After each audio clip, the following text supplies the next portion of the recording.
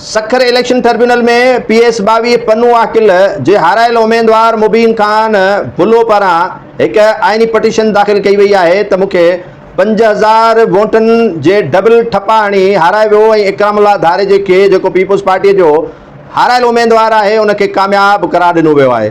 उन इन रिकाउंटिंग कराई वने बीहर इन जांच पड़ताल करे केस कामयाब करार दिनों वने। काफ़ी अरसे का यो केस हलंदड़ है, 1.5 साल गुजरी चुको है। इकरामुल्लाह धारे जो वकील दर वकील तब्दील कंदो पियो अचे। अॻे में वकील संदसि केर बि हुयो, पर हिन दफ़े हुन आबिद ज़ुबैरी के नओं वकील वकालतनामे सां पेश किया है ऐं वो वकील इकरामुल्लाह धारे जी वकालत कंदो।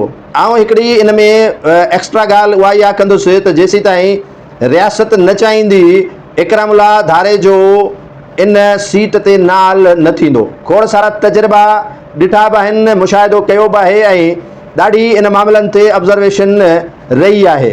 पाकिस्तान के अंदर खोड़ सारा हारायल उम्मीदवार कामयाब ॾिठासीं ऐं कामयाब उम्मीदवार हारायल ॾिठासीं।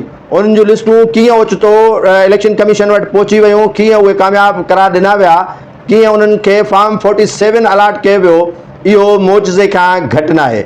मुबीन खान बुलो जूं कामयाबियूं अला करे थियनि, पर हिते ॻाल्हि घाटे खां चिड़ियल आहे। हिते ॻाल्हि वज़न खां तमामु घणी आहे। वकील तब्दील करण, धांधली कराइण ऐं धांधलियुनि ज़रिए खटण इहो हिकिड़ो अलॻि मैटर आहे, पर उनखे एक्सेप्ट जेको इलेक्शन ट्रिब्यूनल नथो करे या उन्हनि ते आर्डर जारी नथो करे, यकीनन इन खां अॻु ऐं कहिड़ी ॻाल्हि करियां, दाल में जानी ज़रूरु कारो आहे, पर दाल ई सॼी मूंखे कारी नज़र अचे थी।